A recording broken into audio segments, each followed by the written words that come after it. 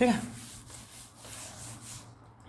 निरक्षीय स्थिति में विद्युत क्षेत्र की तीव्रता, निरक्षीय स्थिति या ऊर्ध्वाधर भी बोलते हैं इसको, स्थिति या ऊर्ध्वाधर स्थिति में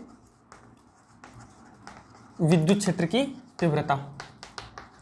तो क्या होगा भाई, इधर देखो, अरे यार वहां में, चलो ठीक है इधर देख लो। माना कि एक, इस बार इधर बना रहा हूं डायग्राम को, ठीक है, उधर डेरिवेशन कर दूंगा। माना कि एक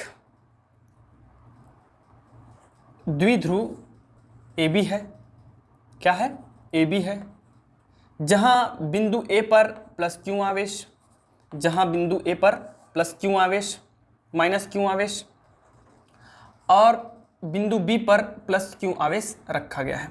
इन दोनों की बीच की दूरी 2a है, इन दोनों के बीच की दूरी 2a है। ठीक है स्टूडेंट, यहां तक लिख लिए। इनके केंद्र से सपोज करता हूं ये केंद्र है O, इनके केंद्र से ऊर्ध्वाधर स्थिति में, ऊर्ध्वाधर पर जिस बिंदु पर, किसी बिंदु पर जब तीव्रता ज्ञात की जाती है तो उसे हम बोलते हैं ऊर्ध्वाधर स्थिति या निरक्षीय स्थिति में विद्युत क्षेत्र की तीव्रता। इसके केंद्र के ऊर्ध्वाधर पर, इससे पहले क्या कहते थे स्टूडेंट, इसके केंद्र के अक्ष पर, सीधा इसी अक्ष पर हमने क्या कर लिया था, कोई बिंदु ले लिया था और वहां पे हमने क्या किया, तीव्रता ज्ञात किया, तो वो था अक्ष पर था, इसलिए अक्षीय स्थिति। और यहां क्या करेंगे, निरक्षीय, मतलब उसके अक्ष पर नहीं, तो कहां, ऊर्ध्वाधर पर। तो ऊर्ध्वाधर पर कोई बिंदु, हम एक बिंदु ले लेते हैं, क्या चीज, P, ठीक है ना। और यहां पे हम क्या करेंगे अब, तो यहां पर हम लोग P जब लेंगे तो यहां पे हम लोग एक चीज और ले लेंगे, वो है परीक्षण आवेश Q0। और Q0 परीक्षण आवेश जनरली क्या होता है, पॉजिटिव आयंस होता है। समझ में आ रहा है। इसके केंद्र O से R दूरी पर एक बिंदु P, जहां परीक्षण आवेश Q0 पर विद्युत क्षेत्र की तीव्रता ज्ञात करनी है। अब आप सबको पता है स्टूडेंट, इसका वैल्यू हो जाता है A और इसका भी वैल्यू क्या हो जाता है A, क्योंकि किसी केंद्र है और टोटल वैल्यू 2A है। इतना सबको समझ में आ गया, वेरी गुड। इतना समझने के बाद अब यहां पे मैं लिखना स्टार्ट करता हूं, देखना क्या क्या। बिंदु A पर स्थित आवेश माइनस Q के कारण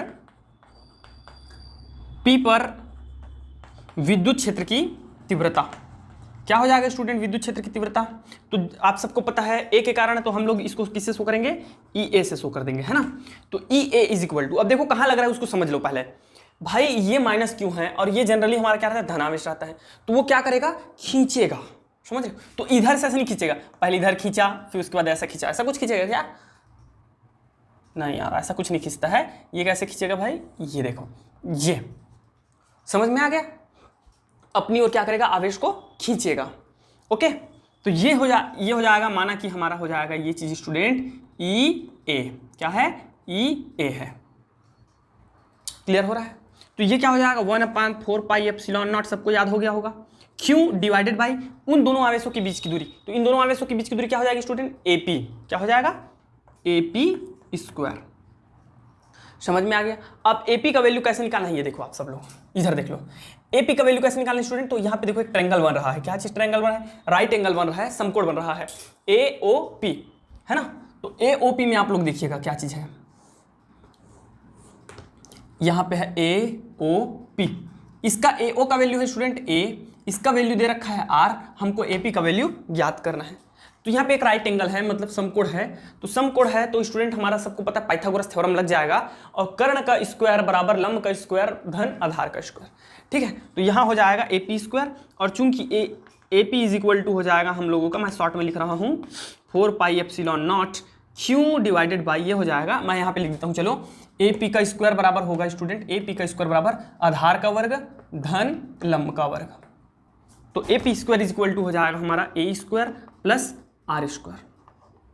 सबको क्लियर है यहां तक, इक्वेशन 1।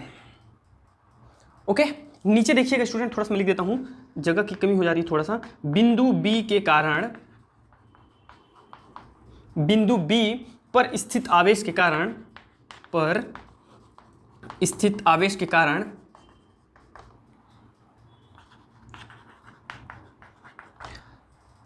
P पर विद्युत क्षेत्र की तीव्रता। तो P पर विद्युत क्षेत्र की तीव्रता क्या हो जाएगी, ये देखो विद्युत क्षेत्र की तीव्रता क्या हो जाएगी, इसको देखना। बिंदु B पर स्थित आवेश के कारण P पर स्थित आवेश पर विद्युत क्षेत्र की तीव्रता। तो स्टूडेंट ये क्या होगा भाई, ये धनावेश है, ये भी धनावेश है, तो ये क्या होगा, प्रतिकर्षित होगा। तो प्रतिकर्षित होगा तो कैसे चलेगा, ये कुछ इस प्रकार, देखो इस प्रकार प्रतिकर्षित हो जाएगा। ये ऊपर की ओर क्या होगा, प्रतिकर्षित हो जाएगा। ये हो जाएगा हमारा किसके कारण, B के कारण। ये उधर प्रतिकर्षित हो रहा है विद्युत क्षेत्र की तीव्रता, बल उधर लगेगा। समझ में आ रहा है। आवेश जो है अगर ये नहीं रहता तो क्या होता, डायरेक्ट ये जो है आगे की ओर बढ़ जाता, बढ़ता कि नहीं, और ये नीचे की ओर खींच रहा है। समझ में आ रहा है। तो ये हो जाएगा हमारा E B is equal to क्या हो जाएगा स्टूडेंट, 1/4 पाई एप्सिलॉन नॉट और क्यू डिवाइडेड बाई इन दोनों आवेशों के बीच की दूरी क्या हो जाएगी, पी बी का स्क्वायर। तो पी बी है क्या एक्चुअल में, पी बी क्या है, ये देखो मैं इधर ड्रॉ कर देता हूँ, पी बी, और ये है फिर से हमारा राइट एंगल। तो राइट एंगल है और इसका वैल्यू क्या है स्टूडेंट, ए है, और इसका वैल्यू हमको निकालना है। तो पी बी का स्क्वायर इज इक्वल टू आपका लंब का स्क्वायर धन आधार का square, A square plus R square, ये भी हो जाएगा। तो E B square is equal to हो जाएगा 1/4 pi epsilon not Q divided by ये हो जाएगा हमारा क्या चीज़ student, A square plus R square. Equation number 2। सबको क्लियर है यहाँ तक सबको क्लियर है, उम्मीद करता हूँ अच्छे से। Very good.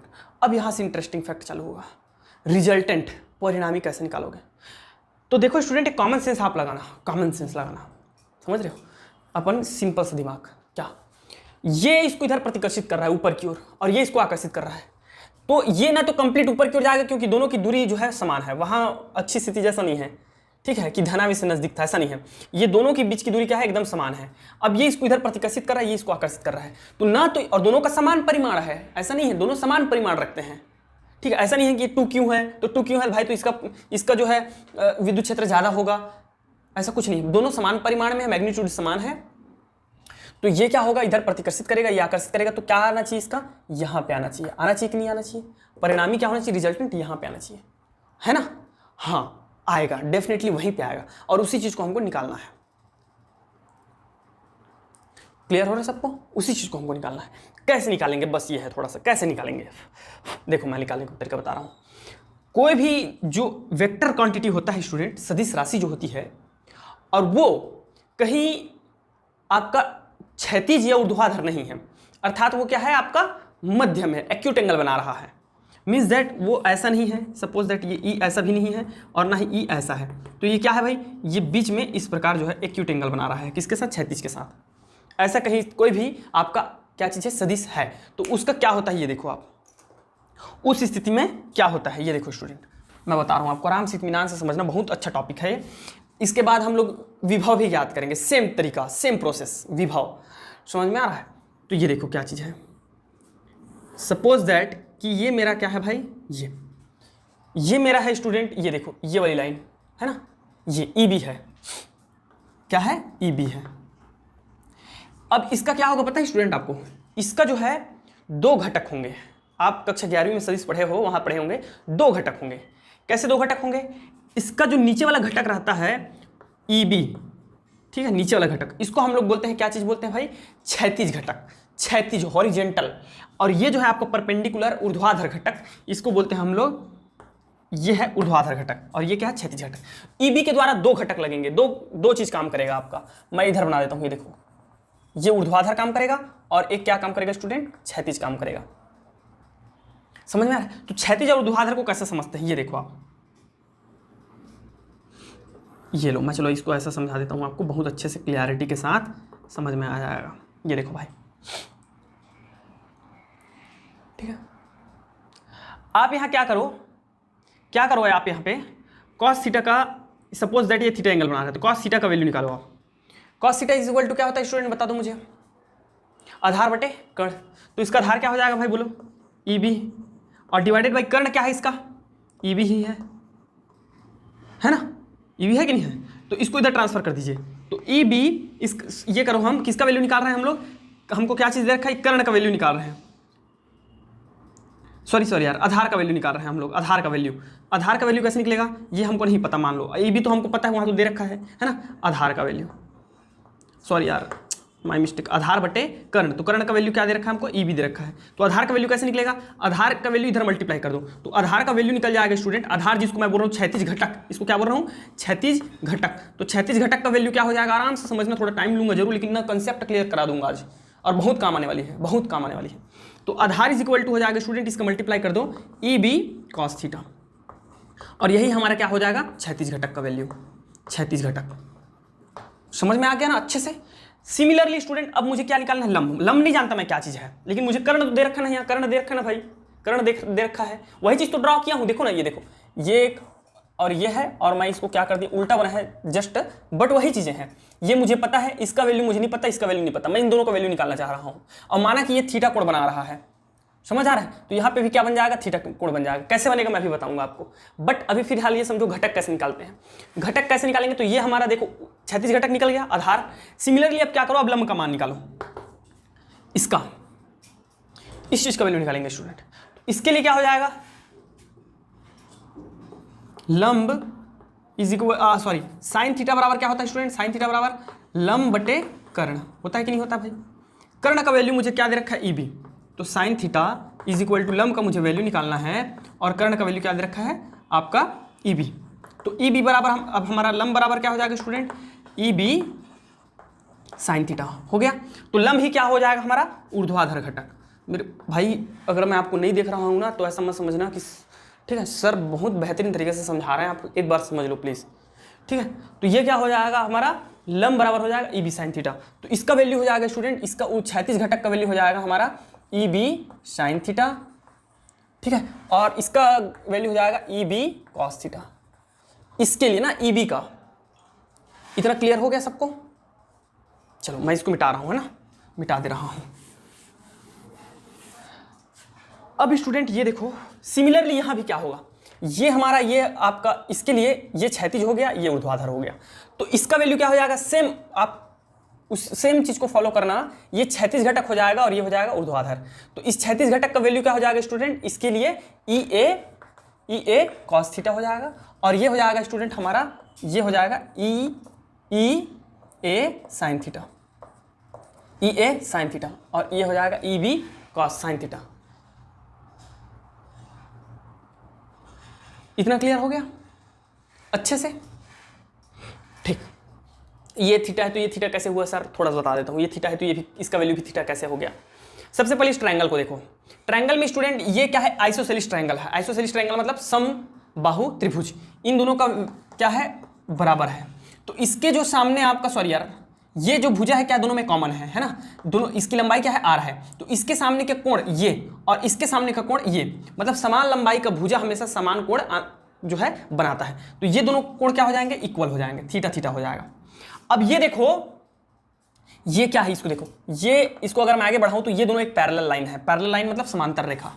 और ये जो दिख रही है आपको, ये जो लाइन दिख रही है, ये वाली लाइन, ये क्या है, इसका ट्रांसवर्सल है। ट्रांसवर्सल मतलब प्रतिच्छेदी रेखा है स्टूडेंट, प्रतिच्छेदी रेखा है। अब मैं क्या बोला, यहाँ का वैल्यू थीटा है, तो यहाँ का वैल्यू क्या होगा, तो आप सबको पता है, दो समांतर रेखा है और उसको एक प्रतिच्छेदी रेखा काटती है, तो उसमें हम दो चीज देखते हैं, एक तो देखते हैं एफ, क्या देखते हैं एफ, एक तो देखते हैं जेड। जेड में ये वाला ट्रायंगल इक्वल होता है, एंगल इक्वल होता है, और एफ में ये वाला जो एंगल है वो इक्वल होता है। तो यहाँ देखो, ये देखो, मैं इसको थोड़ा डार्क कर देता हूँ, है ना, ये, तो यहाँ क्या बन रहा है स्टूडेंट, उल्टा एफ, देखो उल्टा एफ बन रहा है कि नहीं बन रहा है, तो ये वाला एंगल और ये वाला एंगल क्या हो जाएगा, समान हो जाएंगे। तो इसलिए ये थीटा है तो ये भी क्या हो जाएगा, थीटा। अब इसका वैल्यू क्या होता है, इसका वैल्यू, तो भाई ये देखो ना, ये आपका ये भी थीटा है, वहां से देख लो आप, ये भी थीटा है, और यहाँ पे क्या बन रहा है स्टूडेंट, जेड बन रहा है, तो ये भी क्या हो जाएगा, थीटा। इसलिए मैं थीटा लिया हूँ, ठीक है, समझ में आ गया क्लियरिटी अच्छे से, वेरी गुड। थोड़ा सा वीडियो बड़ा हो रहा है क्योंकि ये टॉपिक ही ऐसा समझाने योग्य है, ज़बरदस्त है जिसको बोलते हैं। अब स्टूडेंट इधर देखते हैं आगे आगे क्या देखेंगे भाई, चलो इतना कंप्लीट हो गया।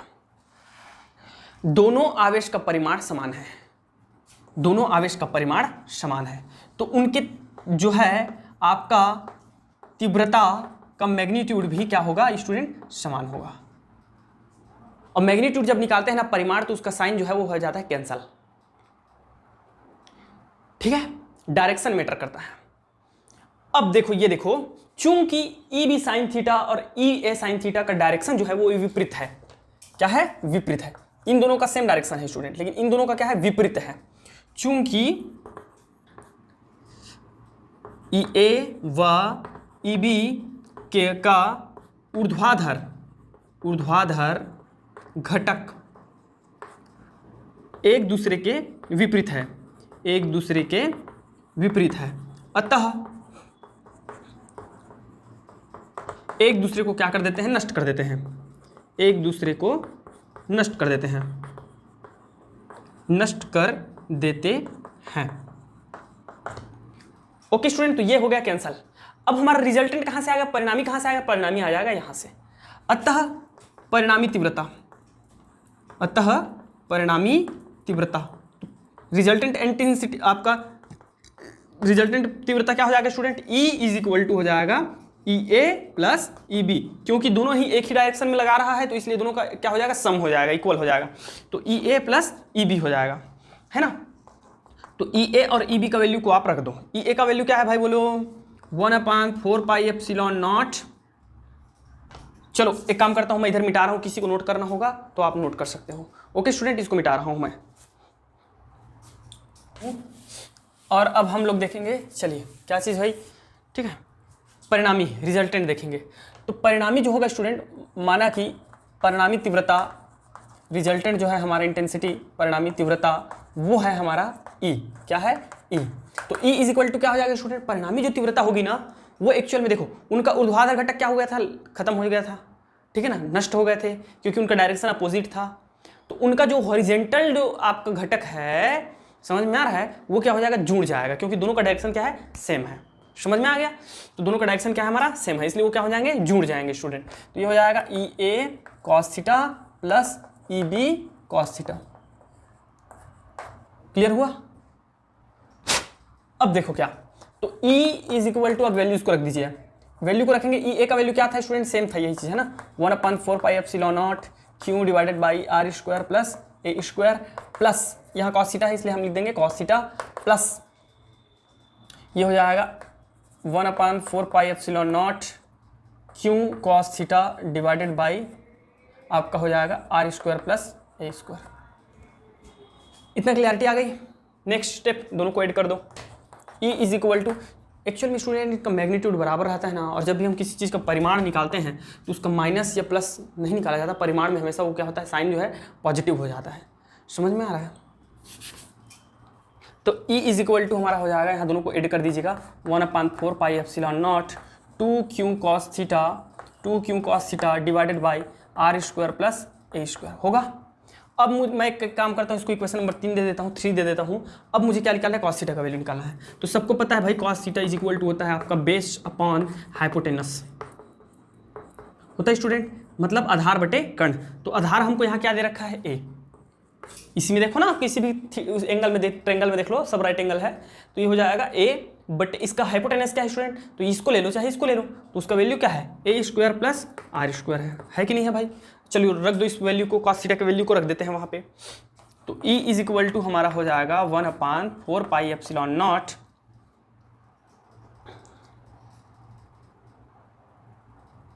थोड़ा मिस्टेक हो रहा है भाई, थोड़ा मिस्टेक हो रहा है। ये एक्चुअल में क्या है? कर्ण का वर्ग का विमान है, और ये यहाँ पे हमको क्या निकालना है? केवल कर्ण का निकालना है, आधार बटे कर्ण। तो कर्ण का वैल्यू निकालना है, तो इसको इधर ट्रांसफर करो, है ना। तो ये हो जाएगा अंडर रूट हो जाएगा। तो यहाँ पे हमारा आ जाएगा 2q डिवाइडेड बाई, यहाँ देखो मल्टीप्लाई कर दो, ए बटे ए है, ये क्यू है ना, थोड़ा सा मिस्टेक हो जाता है, A by under root A square plus R square. समझ में आ गया? और ये हमारा पहले से उपस्थित है, R square plus A square पहले से है। तो यहाँ हमारा वैल्यू हो जाएगा student E is equal to, आप सबको दिख रहा है 2AQ। तो 2AQ क्या है? आपका द्विध्रुव आघूर्ण है। तो हम इसको लिख देंगे 1/4 pi epsilon naught P divided by ये देखो क्या, देखो इधर देख लो, AM multiply AN is equal to होता है AM प्लस एन होता है कि नहीं होता है। यहाँ देखिए क्या चीज़ दे रखा है मुझे, आर की घात R square plus A square multiply, मैं इसको क्या लिख सकता हूँ, आर स्क्वायर, भाई पॉजिटिव है यार, आगे पीछे कर सकते हो, R square plus A square, और अंडर रूट का वैल्यू होता है स्टूडेंट 1/2, तो यहाँ पे है 1 और यहाँ है 1/2, तो दोनों का एडिशन क्या हो जाएगा, 1 + 1/2 इज इक्वल टू 2 1 2 और 2 + 1 इज इक्वल टू 3/2। तो ये कंप्लीट हमारा क्या हो जाएगा स्टूडेंट, मैं इसको लिख सकता हूँ R square plus A square 3/2। सबको क्लियर है ना, ये कैसा है, सबको समझ में आ गया, ये देख लो आप। ओके, अब नेक्स्ट स्टेप क्या है उसको देखते हैं। अब स्टूडेंट क्या करो, ये आ गया हमारा इक्वेशन नंबर 4, उसमें जैसे अप्लाई किए थे वैसे ही। सपोज करो कि माना कि द्विध्रुव की लंबाई बहुत कम है। क्या है, द्विध्रुव की लंबाई बहुत कम है, तो द्विध्रुव की लंबाई बहुत कम है तो क्या हो जाएगा, बहुत कम है means A is less than R. माना कि द्विध्रुव की लंबाई परीक्षण आवेश की लंबाई से या दूरी से बहुत कम है, तो ये हो जाएगा स्टूडेंट, जब ऐसा अप्लाई करोगे आप तो यहाँ हमारा मिल जाएगा E is equal to 1/4 pi epsilon naught, और यहाँ हो जाएगा P डिवाइडेड बाई, इसका वैल्यू क्या हो जाएगा बोलो भाई, तो यहाँ A हमारा नागण्य हो जाएगा 0, तो ये हो जाएगा आपका आर स्क्वायर 3/2। देन स्टूडेंट ये हो जाएगा E is equal to 1/4 pi epsilon naught P divided by R, ये 2 से 2 कैंसल आउट हो जाएगा, और R to the power 3 newton पर कूलाम। समझ में आ गया, दोनों में डिफरेंट कितना है ये देखो आप, दोनों में डिफरेंट कितना है, मतलब अक्षीय और निरक्षीय में डिफरेंट क्या है। अक्षीय स्थिति में परिणामी तीव्रता निरक्षीय स्थिति के परिणामी तीव्रता से दुगना होता है, वहाँ 2 लगा हुआ था, यहाँ पे P है, और घात जो है R की घात वहाँ भी 3 थी, यहाँ भी 3 है। समझ में आ गया, तो परिणामी तीव्रता अक्षीय स्थिति की अपेक्षा अक्षीय स्थिति की परिणामी तीव्रता निरक्षीय स्थिति से दुगनी होती है। ओके स्टूडेंट, तो अब हम लोग देखते हैं नेक्स्ट टॉपिक, किसी भी बिंदु पर वैद्युत क्षेत्र की तीव्रता। क्या है स्टूडेंट, किसी भी बिंदु पर वैद्युत क्षेत्र की तीव्रता। कल यार एक स्टूडेंट है मेरा, है ना, वो कमेंट उसमें क्या बोलते हैं, पूछ रहा था कि सर वैद्युत और विद्युत में क्या अंतर है। ठीक है, तो स्टूडेंट इसमें कोई डिफरेंट नहीं है, ठीक है ना, आप कंफ्यूज नहीं होंगे। ठीक है, वैद्युत क्षेत्र में किसी भी बिंदु के वैद्युत क्षेत्र पर तीव्रता।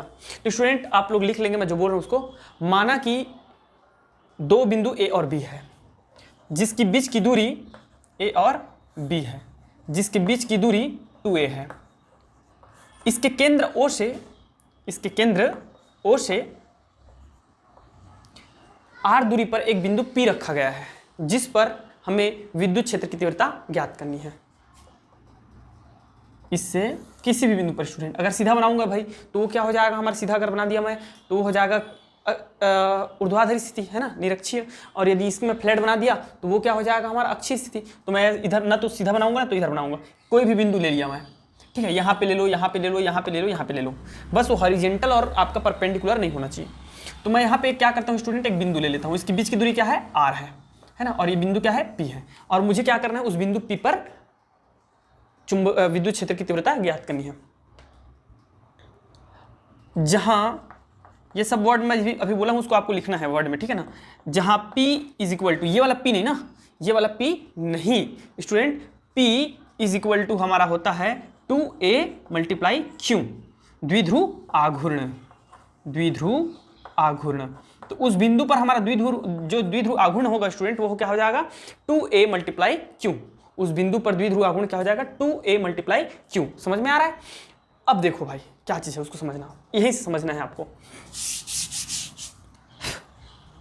वहाँ ये हॉरिजेंटल परपेंडिकुलर नहीं है, मतलब, और हमारा जो द्विध्रुव आघूर्ण है वो क्या है, द्विध्रुव आघूर्ण जो है स्टूडेंट वो है हमारा एक सदिश राशि, और सदिश राशि है तो वो क्या होगा, उसका अक्षीय और निरक्षीय घटक स्थित होगा पक्का।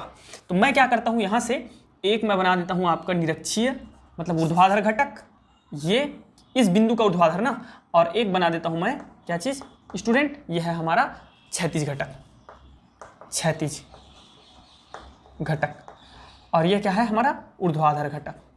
तो आप सबको पता है क्षैतिज घटक में क्या आता है स्टूडेंट, यदि ये द्विध्रुव आघूर्ण P है तो ये हो जाएगा P cos थीटा, और ऊर्ध्वाधर में क्या आ जाता है, पी साइन थीटा होगा। तो इन दोनों का रिजल्टेंट कहाँ आएगा, रिजल्टेंट जो आएगा स्टूडेंट हमारा वो यहाँ आ जाएगा। समझ में आ रहा है, रिजल्टेंट कहाँ जाएगा, यहाँ आ जाएगा पी।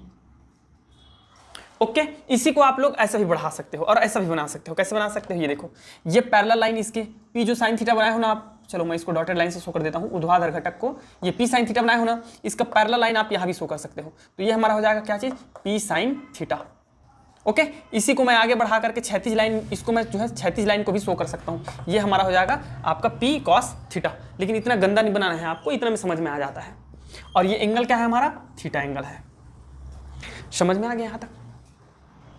अब देखो परिणामी तीव्रता कैसे निकालेंगे। चूंकि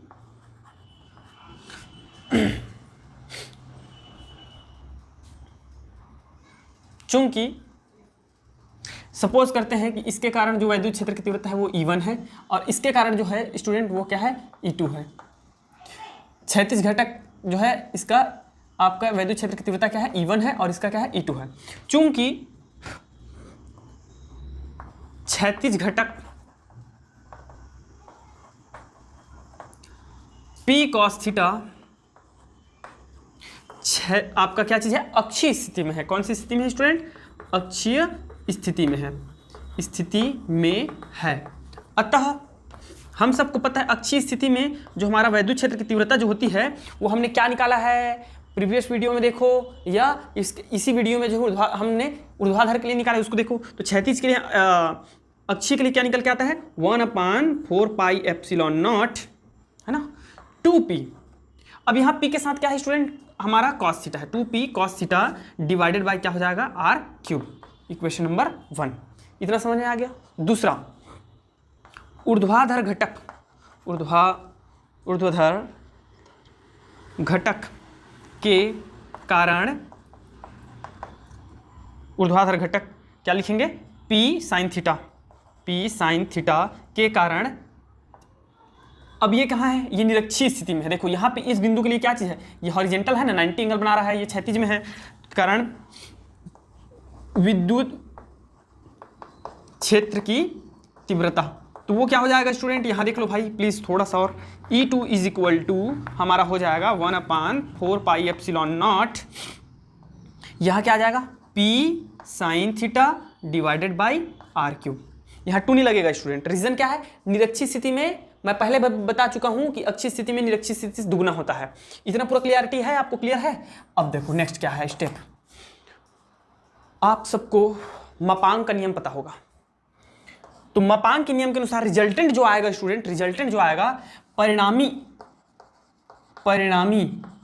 तीव्रता जो होगी वो हो जाएगा, परिणामी तीव्रता E is equal to sum of क्षैतिज एंड आपका हॉरिजेंटल। ठीक है, किसमें, मैग्नीट्यूड में, जैसे कि प्रीवियस वीडियो में हमने प्रीवियस टॉपिक में किया था। अब ये क्या हो जाएगा, तो हमेशा याद रखिएगा मॉड्यूलस का जो है ना, अगर साइन हटाते हो तो यहाँ क्या लग जाएगा, स्क्वायर लग जाता है, square that is equal to E1 square, ठीक है, और प्लस E2 स्क्वायर। और यही रीजन है स्टूडेंट कि ये माइनस में नहीं होता, पॉजिटिव होता है, क्योंकि स्क्वायर है मतलब पॉजिटिव क्वांटिटी ही मिलेगी। तो अब मैं क्या करता हूँ, इसको उधर ट्रांसफर कर देता हूँ स्क्वायर को, तो स्क्वायर को ट्रांसफर करूंगा तो अंडर रूट ये हो जाएगा E1 प्लस E2 हो जाएगा भाई स्क्वायर के फॉर्म में। अब वैल्यूज रखते जाओ, क्या क्या रख देंगे, E इज इक्वल टू हमारा वैल्यू हो जाएगा अंडर रूट E1 का वैल्यू क्या है, देखो यहाँ देख लो आप, E1 का वैल्यू क्या है उसको देख लो पूरा कंप्लीट, ठीक है। तो हमारा E1 का वैल्यू हो जाएगा 1/4 पाई एप्सिलॉन नॉट, इसका पूरा का स्क्वायर हो जाएगा, ठीक है। 2 का क्या हो जाएगा student, 4p square cos square theta divided by ये हो जाएगा r³ का होल स्क्वायर, पूरे का स्क्वायर ना, और ये कंटिन्यू है अभी हमारा अंडर रूट, प्लस इसका क्या हो जाएगा, E2 का वैल्यू देख लो आप 1/4 पाई एप्सिलॉन नॉट का square and p square sine square theta divided by r³ square होगा। इतना समझ में आ गया सबको। चलिए किसी को नोट करना होगा तो नोट कर सकते हैं, मैं मिटा रहा हूँ, ठीक है ना, वीडियो को पॉज करके नोट कर लिया करें। चलिए इधर मिटा देता हूँ मैं इतना। अब क्या होगा ये देखो आप, अब क्या होगा, अब स्टूडेंट देखो दोनों में कॉमन चीज़ें क्या है उसको निकाल दो बाहर, कॉमन और जिसमें स्क्वायर है उसको बाहर निकाल दो। जैसे कि देखो ये स्क्वायर है दोनों में से पहले कॉमन निकालो, तब निकलेगा बाहर। कैसे कॉमन निकालेंगे? दोनों में क्या है, 1/4 पाई एप्सिलॉन नॉट है, ठीक है, स्क्वायर के फॉर्म में, तो स्क्वायर के फॉर्म में निकल जाएगा पूरा। पी स्क्वायर दोनों में निकल जाएगा कॉमन। आर क्यूब है दोनों में, तो 1/r क्यूब का स्क्वायर है, ये भी कॉमन निकल जाएगा। अंदर में बचेगा स्टूडेंट हमारा 4 cos square theta plus sine square theta, इतना ही बचेगा, बाकी सब बाहर निकल गए। 4 cos square theta plus sine square theta, इसको भी मैं 2 का स्क्वायर लगा के निकाल सकता हूँ बाहर, बट नहीं निकालूंगा, उसका काम है मुझे। समझ में आ रहा है? तो इतना समझ में आ गया आपको, इतना बाहर निकल जाएगा। तो E is equal to student दे आ रहा cat and dogs, square and root, तो ये दोनों आप खत्म हो जाएगा, मतलब ये निकल जाएगा बाहर P divided by 4 pi epsilon not, है ना, 1/4 पाई एप्सिलॉन नॉट, और ये हो जाएगा P स्क्वायर और रूट कट जाएगा, और यहाँ आपका कटेगा तो ये हो जाएगा आर क्यूब, और अंदर में स्टूडेंट हमारा बच जाएगा, मैं इसको लिख सकता हूँ 3 cos square theta plus cos square theta, दोनों को जब ऐड करोगे तो क्या आ जाएगा 4 cos स्क्वायर थीटा और plus sine square theta. Okay, then student last हमारा जो टर्म्स आ जाएगा 1/4 pi epsilon naught P divided by R cube. अब हम क्या कर सकते हैं, यहाँ देखो एक फॉर्मूला जनरेट हो रहा है, cos square theta plus sine square theta और sine square theta plus cos square theta is equal to 1। Okay, तो ये मैं लिख दूंगा 3 cos स्क्वायर थीटा प्लस 1। समझ में आ गया? इसको आप फाइनली आपका जो है कोई भी बिंदु, किसी भी बिंदु पर वैद्युत क्षेत्र की तीव्रता के लिए आप व्यंजक मान सकते हो। ये फाइनल आ गया, समझ में आ गया? इतना समझ में आ गया होगा, अच्छे से उम्मीद करता हूँ। कुछ चीज़ें और है स्टूडेंट, इसमें थोड़ा सा और देख लेते हैं इस चीज़ को हम, क्या चीज़ है वो, ये देखो इधर मैं मिटा रहा हूँ, ठीक है, किसी को नोट करना होगा तो प्लीज़ वीडियो को पॉज करें और नोट कर लें। अब देखते हैं क्या चीज़। सपोज दैट कि आपको डायरेक्शन पूछ दिया, दिशा, तो आपको क्या करना है, यहाँ पे देखिएगा, यहाँ पे अल्फा एंगल है, अल्फा एंगल को हम कैसे निकालेंगे, ये देखो आप, यहाँ मैं एक फॉर्मूला वो लगा देता हूँ, tan alpha is equal to, सबको पता है, लंब बटे आधार। तो इसका लंब क्या है स्टूडेंट, ऊर्ध्वाधर घटक है E2 डिवाइडेड बाई E1, ठीक है ना। अब E2 और E1 का वैल्यू क्या है सबको पता है, यहाँ पे नहीं दिख रहा है, मैं मिटा दिया हूँ, है ना, आप देख लीजिएगा अगर नोट कर रहे होंगे तो 1/4 पाई एप्सिलॉन नॉट, ठीक है, 2P साइन थीटा, E2 का value P sine theta divided by R cube.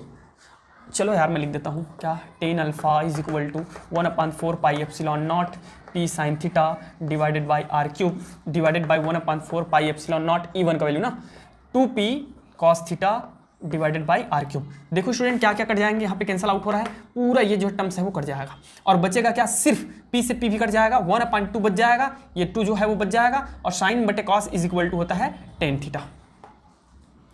समझ में आ गया? तो ये है स्टूडेंट आपका, ठीक है ना, यहाँ आप जो है इस प्रकार ये डायरेक्शन बताता है।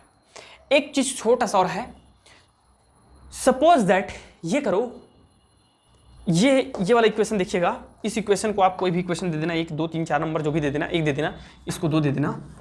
इस इक्वेशन में ऐसा मैं सपोज करता हूं कि यदि ये क्षैतिज, केवल क्षैतिज घटक काम करता है, माना कि अक्षीय स्थिति में, तो अक्षीय स्थिति में जो हमारा थीटा होता है स्टूडेंट, थीटा जो एंगल होगा वो क्या हो जाएगा, अक्षीय स्थिति में कब होगा, ये देखो अक्षीय स्थिति इधर होगा, फर्स्ट वाले वीडियो में देखे थे आप अक्षीय वाले में, तो अक्षीय स्थिति में इधर कहीं पे रहता है, तो इधर रहेगा, तो ये थीटा का मान क्या हो जाएगा 0। तो थीटा का वैल्यू को अगर हम 0 करेंगे, थीटा का वैल्यू को 0 करेंगे समीकरण 1 से, तब हमारा क्या आएगा, देखो आप, E इज इक्वल टू आ जाएगा 1/4 pi epsilon naught P by R cube, और स्टूडेंट थीटा का वैल्यू 0 करेंगे तो cos 0 इज इक्वल टू क्या होता है, 1 होता है, तो अंडर रूट ये हो जाएगा हमारा 3 + 1 दैट इज इक्वल टू 4, और E इज इक्वल टू हो जाएगा 1/4 पाई एप्सिलॉन नॉट, ये हो जाएगा आपका 4 को हम लोग 2 लिख सकते हैं, अंडर रूट 4 को क्या लिख सकते हैं 2, तो ये हो जाएगा 2P बाई आर क्यूब। क्या चीज आ गया, अक्षीय स्थिति का फॉर्मूला है कि नहीं आया, मैं क्या बोला आपको, यदि थीटा इज इक्वल टू हो गया 0, मान लो ये थीटा क्या हो गया 0 हो गया, तो 0 होगा तो क्या हो जाएगा, अक्षीय स्थिति में आ जाएगा, तो अक्षीय स्थिति का फॉर्मूला निकल के आ गया, ये प्रूफ है, समझ में आया? चलो ठीक, और देखो स्टूडेंट, अब इसको मैं मिटा दे रहा हूं ना, अब मैं इसको क्या कर रहा हूं, मिटा रहा हूं, देखिएगा थोड़ा सा और देखो, suppose that theta is equal to 90 है, मैं थीटा को 90 कर दिया, तो 90 करूंगा तो क्या होगा, ये सीधा बन जाएगा, और सीधा होगा तो क्या हो जाएगा स्टूडेंट, P जो है कहाँ आ जाएगा, निरक्षीय स्थिति में आएगा, तो हमारा निरक्षीय स्थिति का फॉर्मूला जनरेट होना चाहिए, तो कैसे होगा, तो वहां क्या हो जाएगा, थीटा इज इक्वल टू 90 समीकरण 1 से, रख दो भाई समीकरण 1 में, तो ये हो जाएगा E is equal to 1/4 pi epsilon naught, ये हो जाएगा P divided by R cube. आप सबको पता है cos 0 का वैल्यू होता है 0, और cos 0 का वैल्यू हो गया 0, तो ये पूरा 3 cos square theta is equal to हो जाएगा 0, और अंडर रूट में आ जाएगा 1, और अंडर रूट 1 का वैल्यू होता है 1। तो ये हमारा क्या आ गया स्टूडेंट, निरक्षीय स्थिति का फॉर्मूला जनरेट हुआ कि नहीं हुआ भाई, ये प्रूफ है एक्चुअल में। थीटा इज इक्वल टू 90 तो निरक्षीय स्थिति, और थीटा इज इक्वल टू 0 मतलब अक्षीय स्थिति। किसी भी बिंदु पर हमने निकाला, लेकिन जब थीटा को 0 और 90 रख के देखा तो उसका प्रूफ हमको मिल गया। तो ये हो जाता है स्टूडेंट आपका तीव्रता इंटेंसिटी का गणना कंप्लीट। समझ में आ गया? तो thank you very much and best of luck.